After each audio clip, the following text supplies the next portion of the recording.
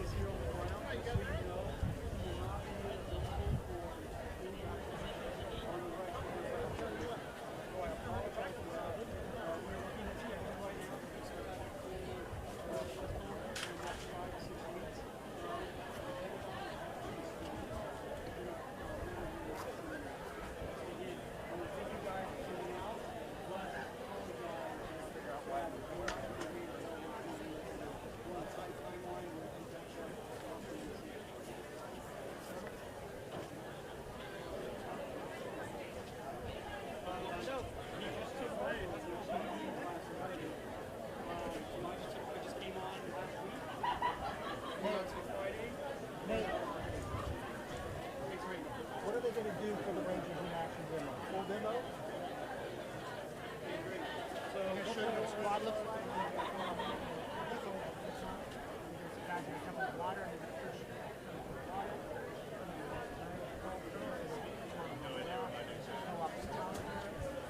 Hand-to-hand combat, range, which will have knife fights, demo demonstration. Yeah. It's like a on show. It's like a show at SeaWorld. This is a whale jumping out of the water. If you need to get in the water and jump out for you, I'll do that too. Especially right now.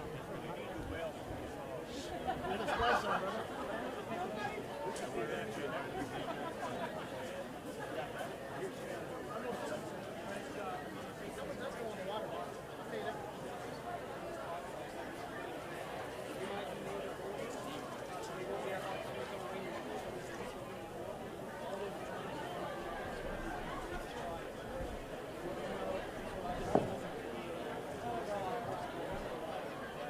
Ladies and gentlemen, the Rangers in Action demonstration will begin in 1 minute. Please be seated.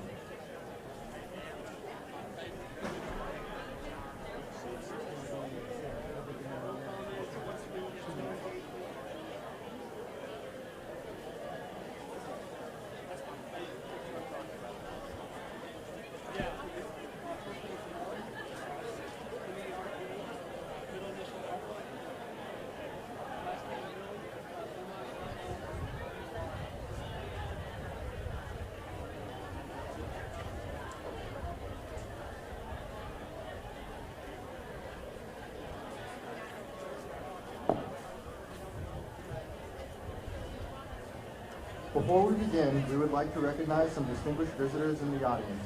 Please stand when your name is called to be recognized. Congressman Bishop, U.S. Representative for Georgia's 2nd Congressional District.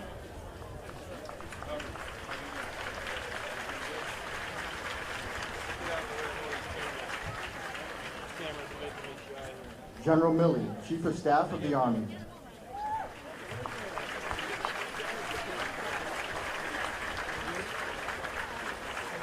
Lieutenant General Retired Barnum, former commander of the 2nd Ranger Battalion and Combined Forces Command Afghanistan.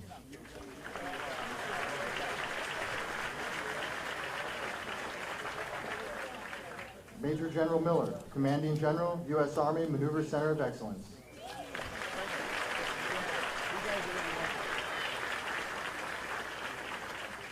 Major General Retired Luer, responsible for the activation, organization, and training of the 1st modern-day Ranger Battalion and a member of the Ranger Hall of Fame.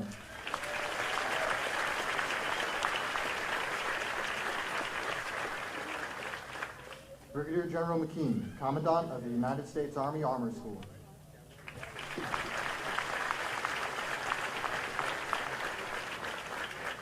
Brigadier General Thompson, Commandant of the United States Military Academy.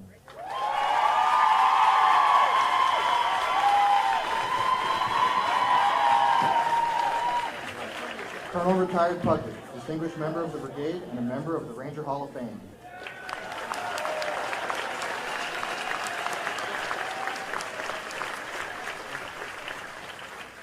Colonel Retired Chittenden, distinguished member of the brigade.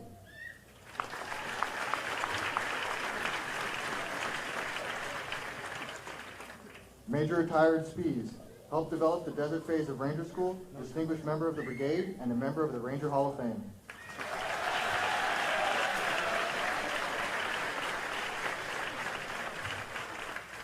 Command Sergeant Major Matheny, Command Sergeant Major, U.S. Army Maneuver Center of Excellence.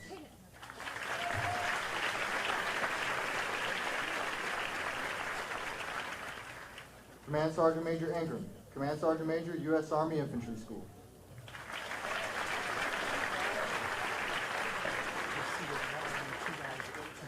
Command Sergeant Major Retired Greenway, a distinguished member of the brigade and a member of the Ranger Hall of Fame.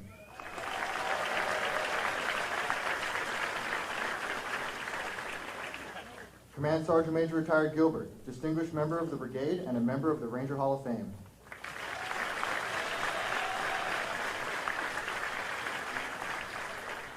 Command Sergeant Major Retired Smith, a member of the Ranger Hall of Fame.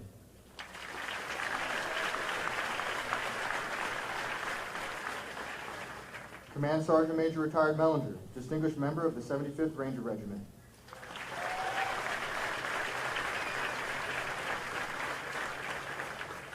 Sergeant Major Retired Spencer, a member of the Ranger Hall of Fame.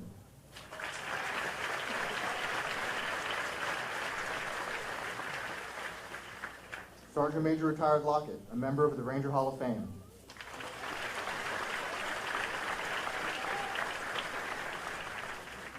First Sergeant Retired Block, distinguished member of the brigade and a member of the Ranger Hall of Fame.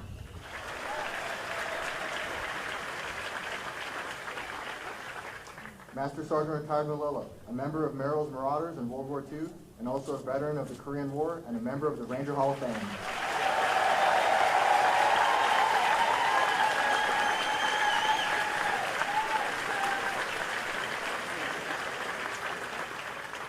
Master Sergeant Retired Bat, a member of the Ranger Hall of Fame.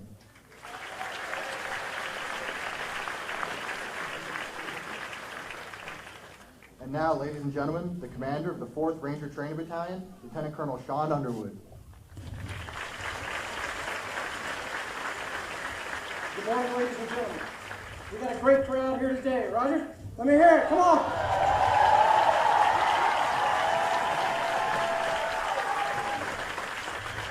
As you can see, all of our seats are full, and we've brought more seating in on the other side of the pond. Let me hear you folks on the other side of the pond. Okay, they can hear me, which is a good thing. Okay, on behalf of Major General Miller, Commanding General for the Maneuver Center of Excellence, and Colonel Fivecoat, Commander of the Airborne Ranger Training Brigade, welcome to Hurley Hill and your Rangers in Action demonstration today.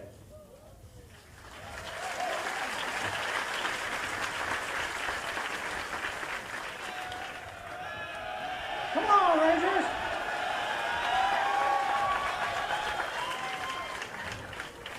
Today, ladies and gentlemen, we have some very special Rangers in the audience today. These Rangers are here to see their son or daughter, grandson or granddaughter graduate Ranger School. Second and third generation Rangers carrying on that Ranger legacy.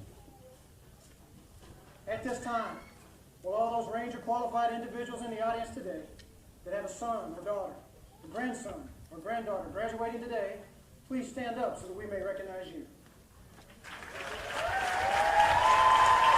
Let's give these men a round of applause, please.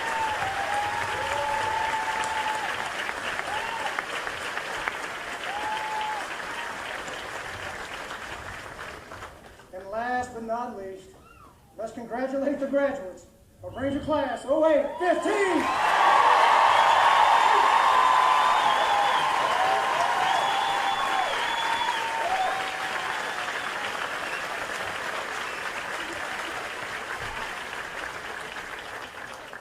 Ladies and gentlemen, the demonstration you'll see today showcases some of those techniques that we train Ranger students on here inside the Airborne Ranger Training Brigade. I'll now be followed by Staff Sergeant Grayson, the United States Army Ranger.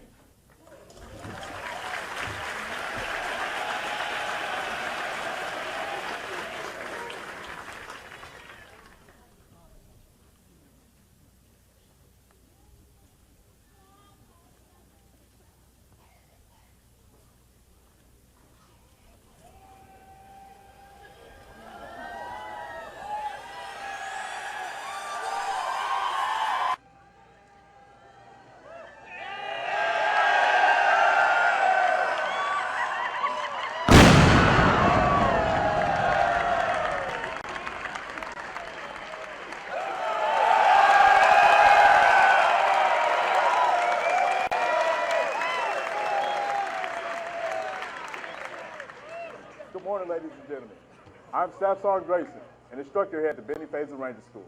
I have served in various light and airborne infantry units, most recently as a squad leader in the 2nd Battalion, 12th Infantry Regiment, based out of Fort Carson. I'm currently assigned to Bravo Company, 4th Ranger Training Battalion. The history of the American Ranger is a long and colorful one, with a proud heritage which dates back to the 1700s. These frontiersmen, commonly referred to as Rangers, were patrolling our frontier from the Carolinas to the New England in defense against the Indians. Probably the most famous and successful of these early units were Rogers, organized in 1756 by Major Robert Rogers. Presently, over 400 Ranger units have been formed by leaders such as Morgan, Mosby, Merrill, and Darby. Their gallantry and success in combat is legendary. In World War II, Rangers operated in the Mediterranean and the Pacific, and they led the way onto the beaches of Normandy. During the Korean conflict, Ranger volunteers were trained here at Fort Benning, Georgia. They were formed into 18 airborne Ranger companies, 17 of which were airborne, 7 of which saw combat in the conflict, thus upholding the high Ranger standards for courage and daring. Rangers also served in the Republic of Vietnam, from the Delta to the DMZ, providing long-range reconnaissance and surveillance as eyes and ears for the commanders in the field. In 1983, the 1st and 2nd Ranger Battalions led the way by conducting an airborne assault onto the island of Grenada during Operation Urgent Fury. During that same time period, with the activation of the Ranger Regiment, the establishment of light infantry divisions, and a renewed emphasis on mixed low-intensity conflict increased the importance of Ranger training. The Army recognized the need for Ranger qualified officers and non-commissioned officers to provide leadership throughout the units of the Army. The success of this initiative was most evident in December of 1989, when the 75th Ranger Regiment, along with elements of the Special Operations Forces, successfully accomplished their missions during Operation Just Cause. More recently, Ranger qualified officers and non-commissioned officers played a vital key to success in the accomplishment of the following missions: Operation Desert Storm, Operation Uphold Democracy in Haiti, Operation Restore Hope in Somalia, Operation Enduring Freedom in Afghanistan, and Operation Iraqi Freedom. The Ranger course is conducted in 3 separate phases. Each phase is conducted in a separate geographical location, and each location varies in terrain, from the steep mountains to the coastal swamps. The Benning phase is 3 weeks in duration and is conducted here in Fort Benning, Georgia, by the 4th Ranger Training Battalion, followed by 3 weeks in the Blue Ridge Mountains of Dahlonega, Georgia, conducted by the 5th Ranger Training Battalion. Then finally, 3 weeks in the Florida swamps at Eglin Air Force Base, conducted by the 6th Ranger Training Battalion. The purpose of the Ranger Corps is to develop leadership capabilities, competence, and combat functional skills, select officer and non-commissioned officer volunteers in Ranger tactics and techniques so that they, upon completion of the Ranger Corps, can return to their units with the capabilities to conduct Ranger-type training. This increases the standard of training in the United States Army today and gives all infantry units the capability to conduct Ranger-type missions. Ranger School is realistic, rugged, and to some degree hazardous. A Ranger student will be taxed both physically and mentally during the 9 weeks of training. However, some students are on the extended cycle program and have been recycling the Benning phase of Ranger School since the summer of 2005. In summary, we feel that the Ranger course is the highest state of combat preparedness training that exists in the United States Army today. Next, we will demonstrate some of the tactics and techniques that the Ranger students have learned. I will be followed by Sergeant First Class Purdue, a United States Army Ranger.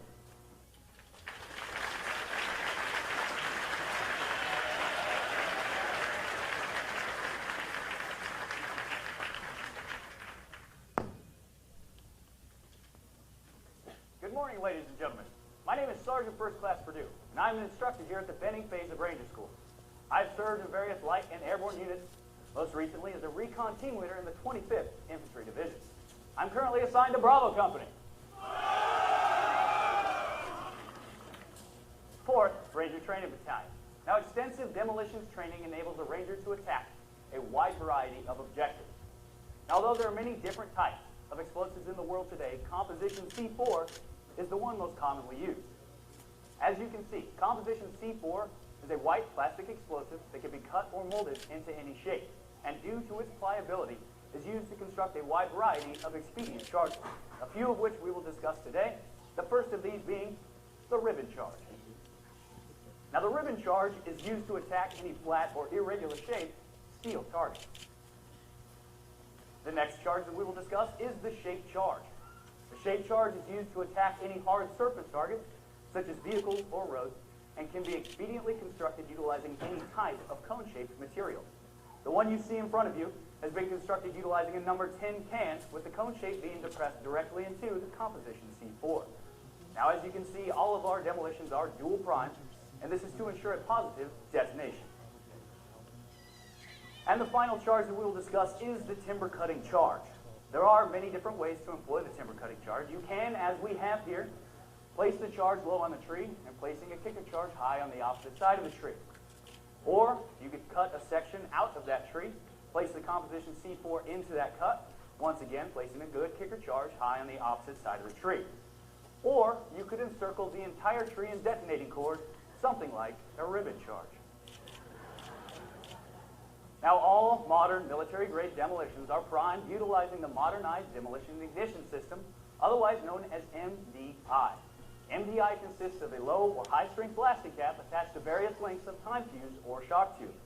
These blasting caps, along with detonating cord and an M81 fuse igniter, can be used to create a variety of firing systems. As you can see, my demonstrator has a training board on which a few of these firing systems are displayed, along with other demolitions accessories that the Rangers train to use. The first of these being the M81 fuse igniter. The M81 fuse igniter is used to ignite all lengths of time fuse or shock tube. Next, we have the M14 firing system. The M14 firing system is 7.5 feet in length. It has a factory crimped, high-strength blasting cap on the end and has an approximate 5-minute burn time. Next, we have the M21 and M23 firing systems. These have factory crimped M81s and high-strength blasting caps, are 500 feet and 1,000 feet in length, respectively, and are used to ignite all military-grade demolition. Now, at the bottom, you will see other demolitions accessories that the Ranger is trained to use, to include dynamite, TNT, composition C4, and a flex linear charge. A flex linear charge is used to blow open doors or blow holes in walls so that assaulting elements can gain entrance to buildings. Ladies and gentlemen, please focus your attention to the far side of the pond. There you will see a Connex, whose doors have been rigged with one of these flex linear charges. You will also witness the detonation of a few of these other expedient charges.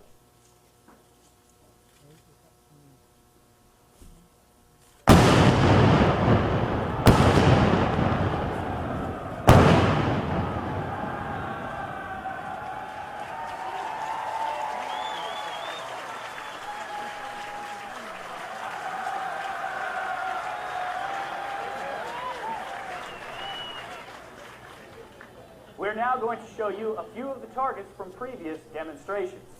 The first of these being the ribbon charge. Notice the smooth, clean cut effect.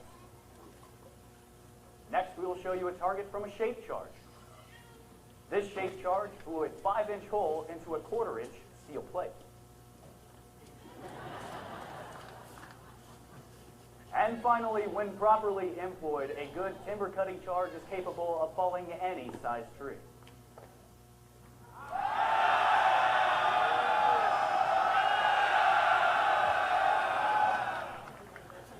Now that we have shown you a few of the capabilities of composition C4, we'll now discuss some of its characteristics.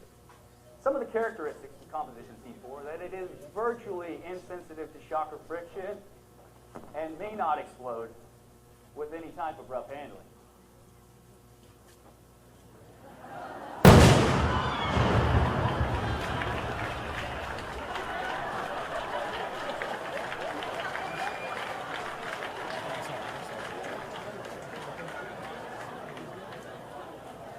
Actually, ladies and gentlemen, rest assured, composition C4 is absolutely insensitive to shock or friction and can be beaten around without fear of detonation.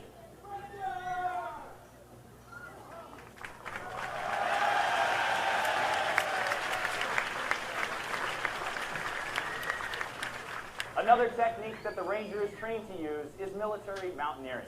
I will be followed by Sergeant First Class Westover, a United States Army Ranger.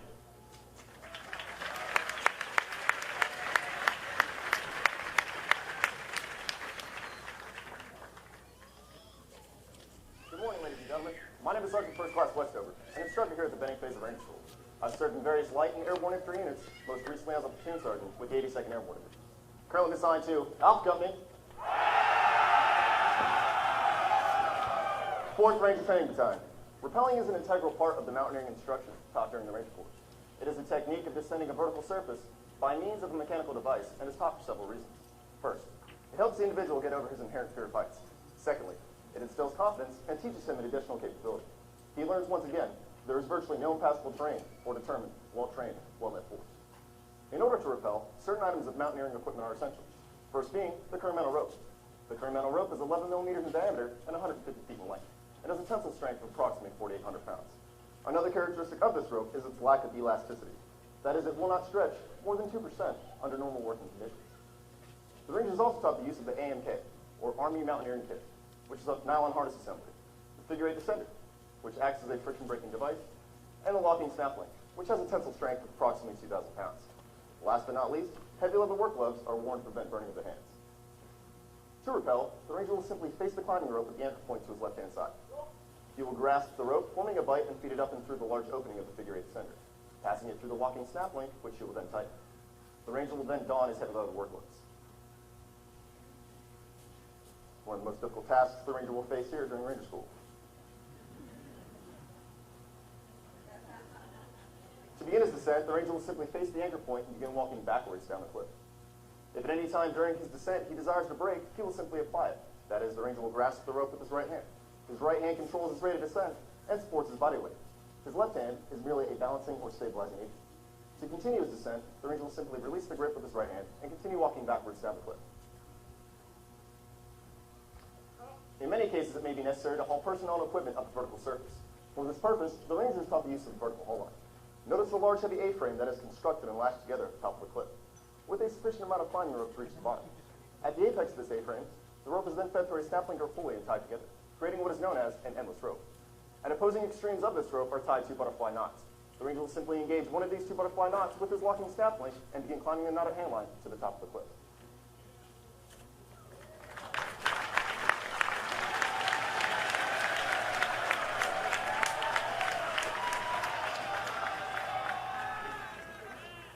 Another type of rappel is the Australian rappel.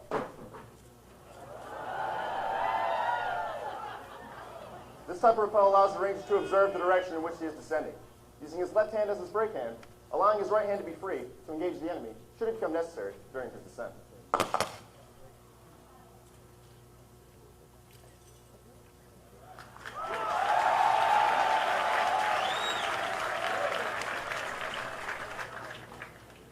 In the event that a soldier is injured and a litter is not available, the Rangers also taught other various methods of casualty evacuation, this method being the buddy rappel. The patient is secured to the Ranger by means of a nylon runner and a snap link that connects to the Ranger's own snap link. He is then seated across the lap of the Ranger during the descent. If at any time during the descent the patient requires additional medical attention, the Ranger can simply brake and provide it.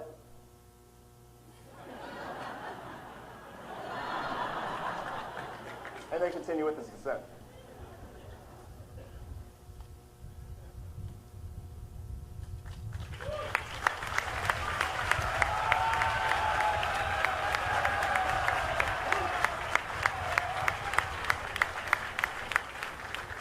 You may recall the term on rappel used prior to their descent and the term off rappel used once they have touched down. The term on rappel implies that the Ranger is about to begin his descent and that all personnel below them should look out for falling rocks and debris.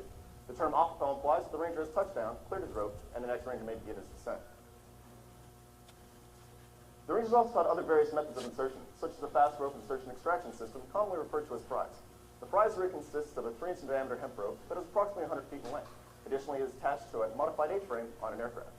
The aircraft is a UH-60 Black Hawk helicopter with an ACL or allowable cargo load of 13 combat-equipped Rangers. Today you will observe a lurch team fast roping to the far side of the pond. As you can see, there is a sufficient amount of room for the aircraft to land, and in an actual situation it would do so. However, for today's demonstration, a lurch team shall fast rope onto the far side of the shore.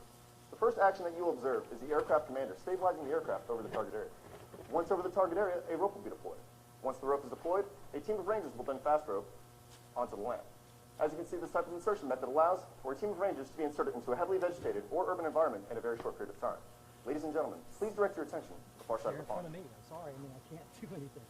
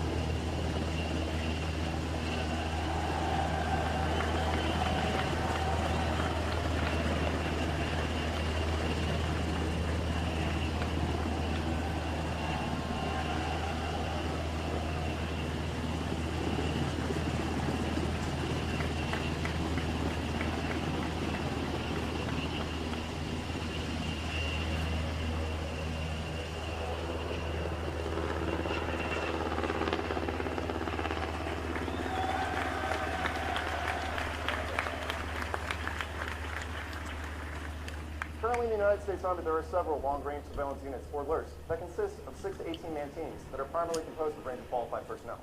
The mission of LRS is to identify enemy personnel and equipment and report their findings back to their commanders, thus enabling their commanders to direct their resources in order to defeat the enemy on the battlefield today. Because LRS perform various missions in hazardous climates and terrain, special exfiltration methods have been devised in order to ensure their availability for future operations. One of these methods being use of a spies rig and a helicopter. The spies rig consists of a 2-in-1 type braided nylon rope that is 1 inch in diameter and 120 feet in length. Additionally, a nylon harness assembly will be worn by each man who is to be suspended from this rope while in flight. Once again, the aircraft commander will be moving over to the target area. Once over the target area, a bag will be deployed. The spies rope is encased within this bag to prevent it from becoming entangled beneath the aircraft. At that point in time, the LRS team will then move from a cover to concealed position, engage their nylon harness assembly with the spies rope, and then signal to the aircraft commander, who will then lift them straight up above treetop level, avoiding all obstacles in the immediate vicinity, and move out in the desired direction of flight. Ladies and gentlemen, once again, please direct your attention to the far side of the pond.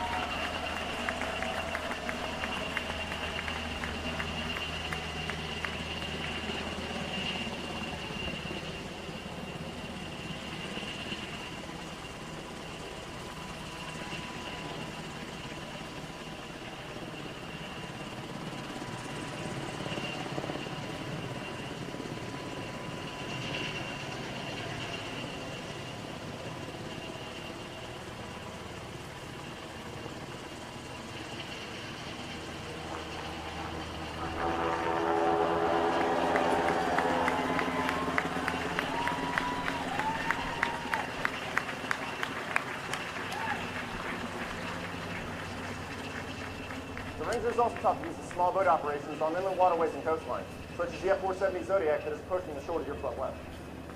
This boat is capable of carrying up to 10 fully equipped Rangers.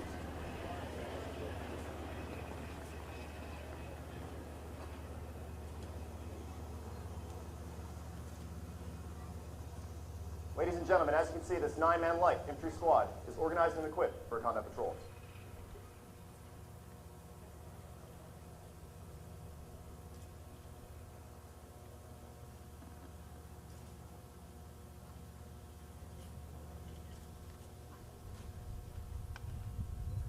The squad leader has the additional responsibility as a patrol leader. He is armed with the M4 carbine.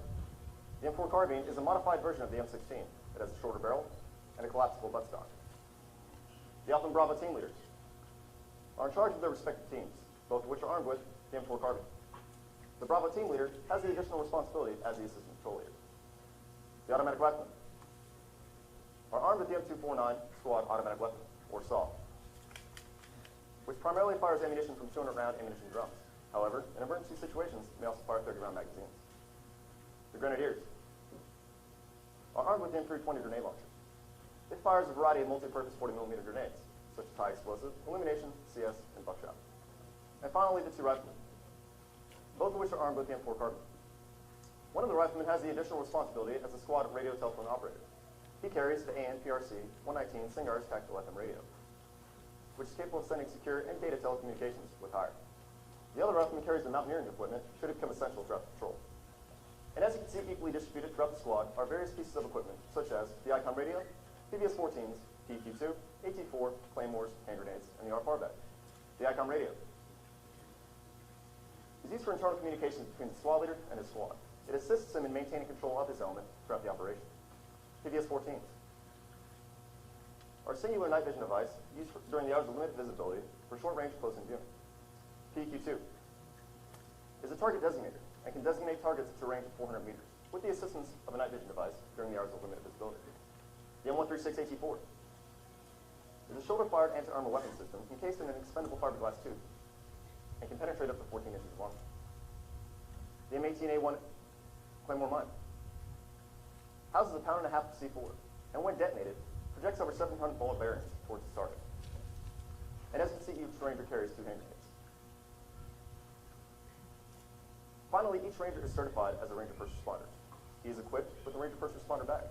He is trained in advanced medical skills such as triage, treating, and evacuating life-threatening injuries found on the battlefield today. Ladies and gentlemen, as you can see, this 9-man light infantry squad is organized and equipped for combat patrol.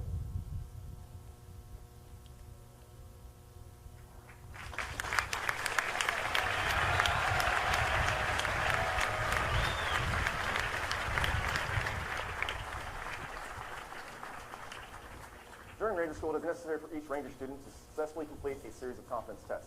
You have already observed the suspension traverse, which was demonstrated earlier. You now observe the log walk rope drop. The first action you will observe is Ranger Apostle negotiating the horizontal ladder, or the vertical ladder. Once on top of the vertical ladder, he will then negotiate the horizontal log to include the 3-step obstacle. He will then make his way to the far side, where he will mount the rope using combination of the commando and/or monkey crawl.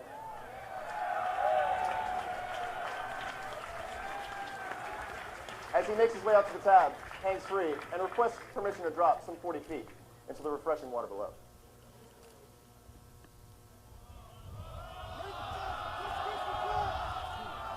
What do you think, class?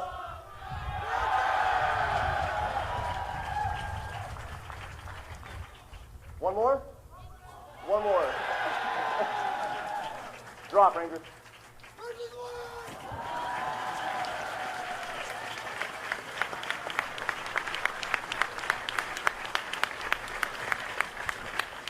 Small boat operations are not the only waterborne operation the Ranger is taught. Helo casting is the means of inserting a Ranger squad with use of helicopters.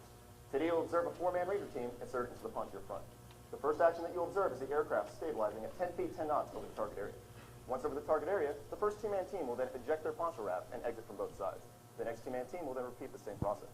To construct the poncho raft, the 2-man Ranger team will then lay out a standard issue poncho. They'll place their rucksack and any additional items inside. Additionally, they will waterproof this equipment as it will aid in its flotation once it reaches the water. Additionally, a tether line is tied to one end of the poncho. This will assist the Rangers by guiding it from the front and pushing it from the rear. Additionally, as soon as they reach the land, they'll remove all equipment and move out to conduct their Ranger mission. Ladies and gentlemen, please direct your attention to the poncho my front.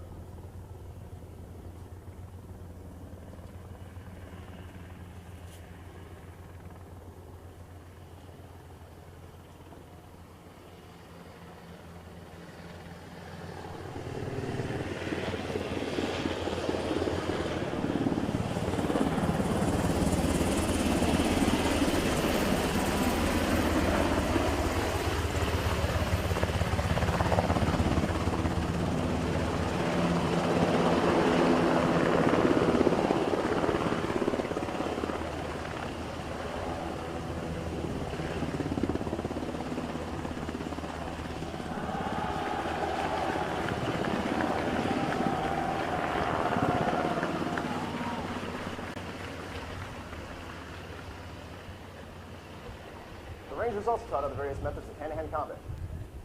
Your narrator is Staff Sergeant Shucker, the United States Army Rangers.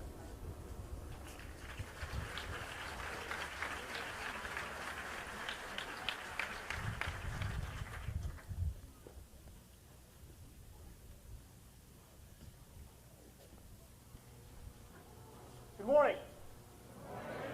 Good morning. Good morning.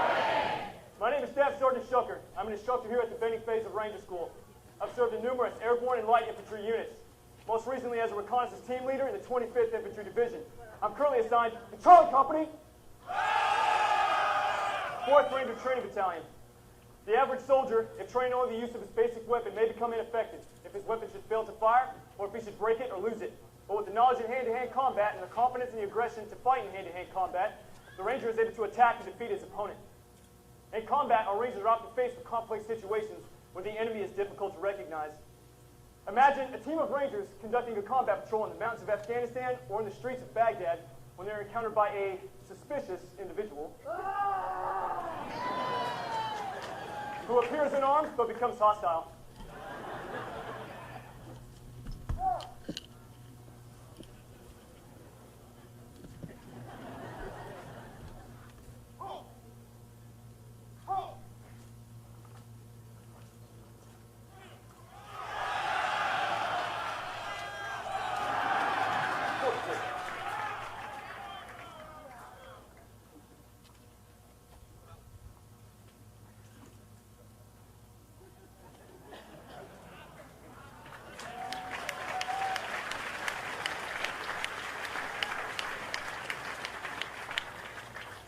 We teach hand-to-hand combat for several reasons. First, it is an excellent physical conditioner and body toughener.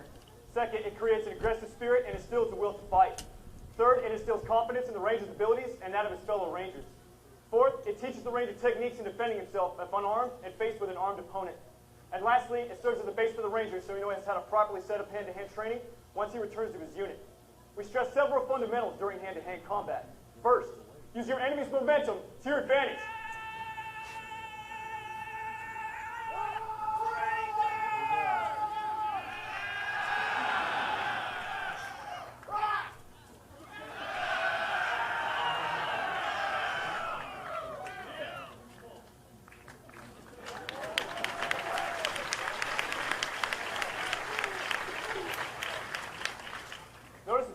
Not try to match his opponent's strength. He simply used his momentum to send him into motion. During hand-to-hand combat, it is inevitable that the fight will end up on the ground. To defeat this form of attack, our Rangers are taught in the grappling techniques of Jiu Jitsu. Notice how the demonstrator is on top or the mounted position. From this position, he's able to strike his opponent with his fists and elbows, use numerous arm bars, and even chokes. For example, the cross-collar choke.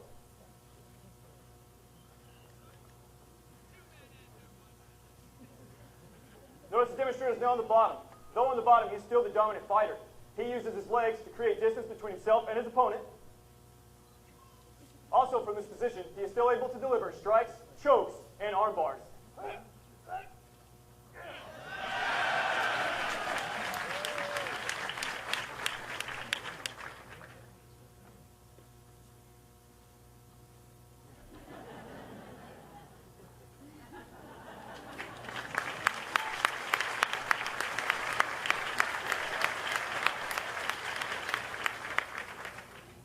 Jiu-Jitsu originated in Japan over 3,000 years ago. It was brought to Brazil in the 1920s. Through the tireless efforts of the Gracie family of Rio de Janeiro, it has evolved one of the most efficient forms of unarmed combat. Using Jiu-Jitsu as a base, an integrated system of unarmed combat was developed using elements of judo, wrestling, boxing, Muay Thai, along with marksmanship and contact weapons training. As a result, we now have the modern Army combative program. The first thing the Ranger is taught is a good, balanced position. Notice this is nothing more than a modified boxer's crouch with the weight evenly distributed over the feet and the fists held high to protect the face and to deliver sharp disabling blows. This is known as the Ranger's physical balance or the on-guard position. Next thing a Ranger is taught is the different ranges of hand-to-hand combat. First, projectile range. This is nothing more than the range an object can be shot or thrown at an opponent.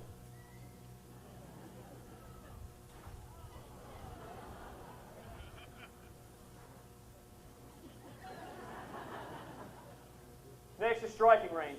This is the range you're able to strike your opponent using a weapon, fist, or a kick.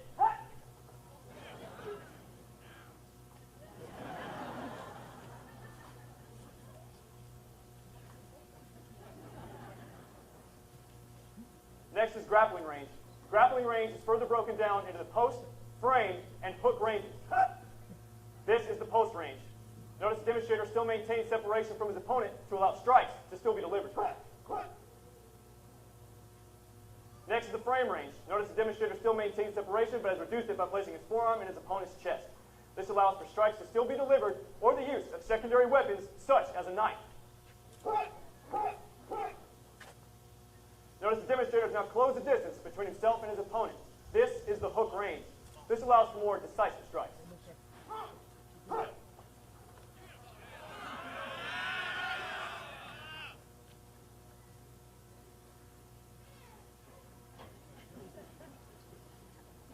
The next two fundamentals that we stress is that of speed and accuracy. With the emphasis placed on these two fundamentals, speed and accuracy can only be achieved through practice. We also teach rangers to use any means necessary to attack and defeat their opponent. This includes the element of surprise.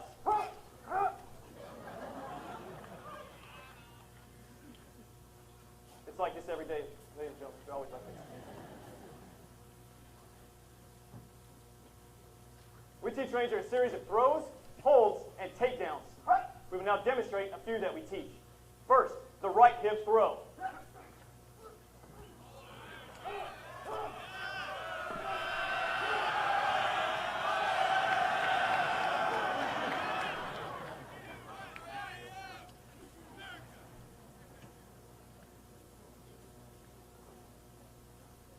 Next, the cross-hawk takedown.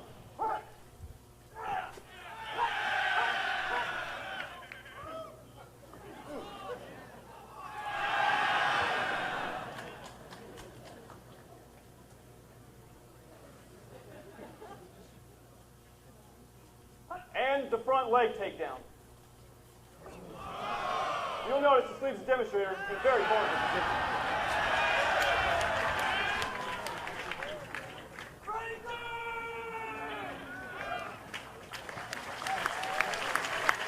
Cheer for the demonstrators, ladies and gentlemen.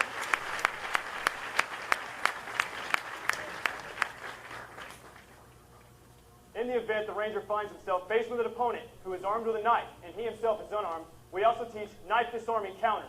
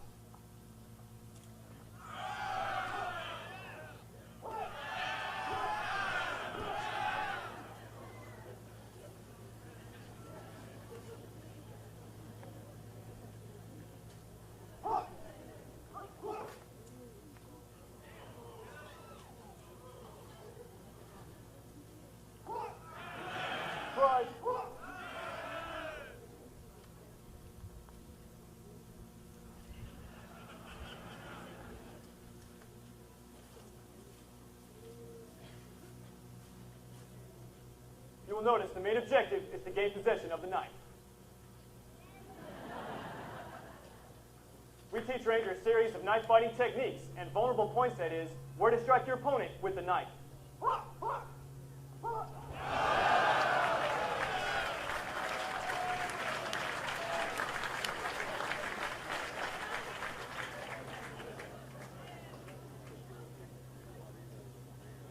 The counter to the upward stroke of the knife.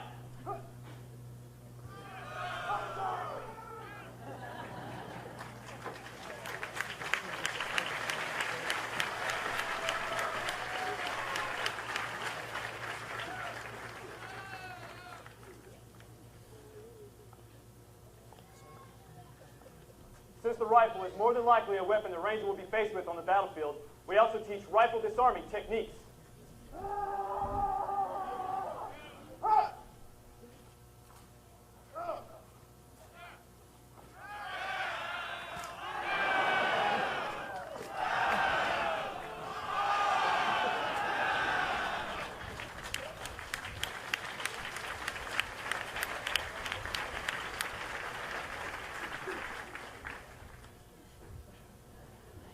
The ranger may be faced with a situation where his primary weapon becomes ineffective, and he must use other means to attack and destroy his enemy.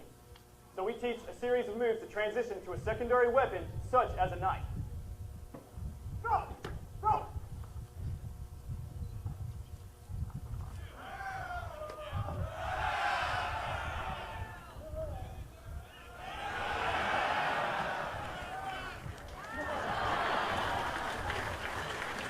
Flawless victory.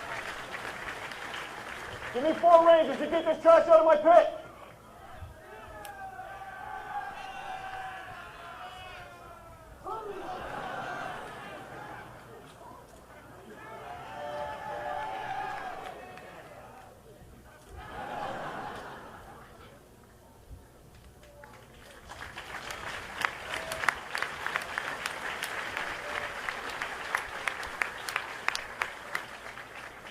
Since ranger operations are conducted deep behind enemy lines, the ranger may be faced with a situation where he has to silence an armed sentry. Therefore, we teach special silent kill techniques. One technique that we teach is the use of a garrote. Ladies and gentlemen, if you will now direct your attention to Staff Sergeant Betcher, who will demonstrate the use of an actual garrote on this poor, unsuspecting watermelon. Ranger!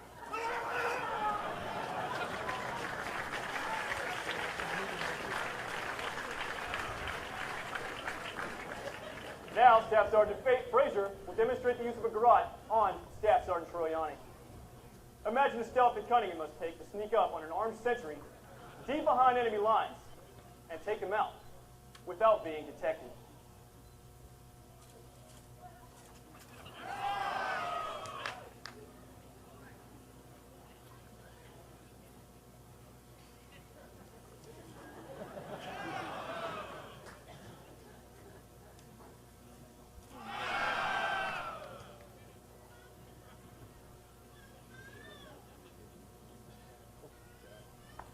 Hey, Sergeant Frazier, I think that kick was a bit much. Hey, Sergeant Troiani, if you can't handle it, don't come out here and embarrass yourself in front of a ranger community or on a desk or a graduating class. You're right. We're professionals. We'll handle this back to Camp Rogers. But for now, let's shake on it.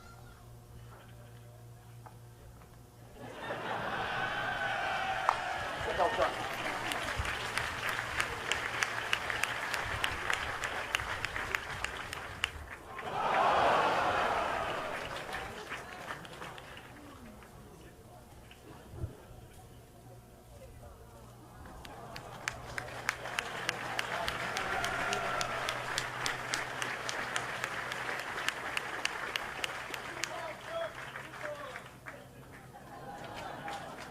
Go, Ranger, he's going in. He's going in.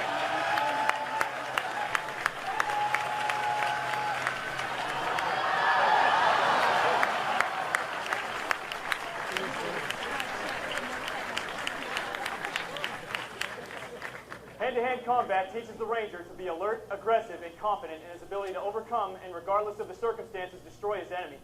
With the knowledge and skills learned here in Ranger School, the end result is a soldier that is capable of being a leader and trainer of small units. He has mastered small unit operations, infiltration and exfiltration techniques, hand-to-hand combat, demolitions, survival, evasion, resistance, escape, low-altitude mountaineering, and small boat operations. He is the epitome of the infantryman, the finest soldier in the world, and from what you have seen in this demonstration today, a soldier that is capable of appearing at any place, at any time.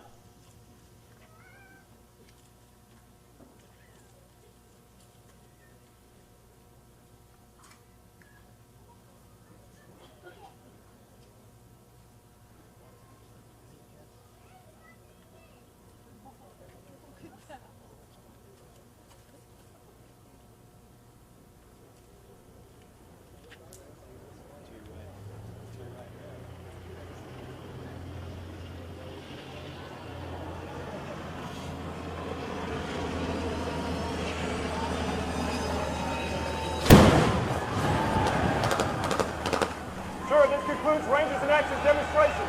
Rangers lead the way!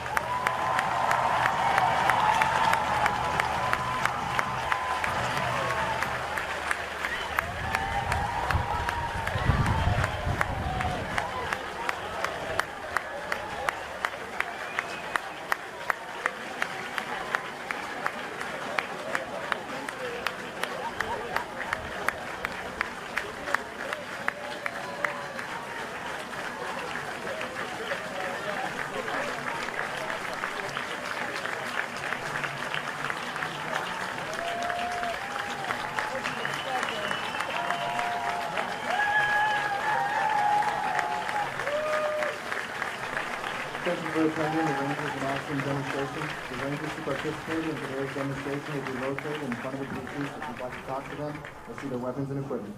The graduation ceremony will begin in 10 minutes. Once again, ladies and gentlemen, thank you for attending. Rangers lead the way.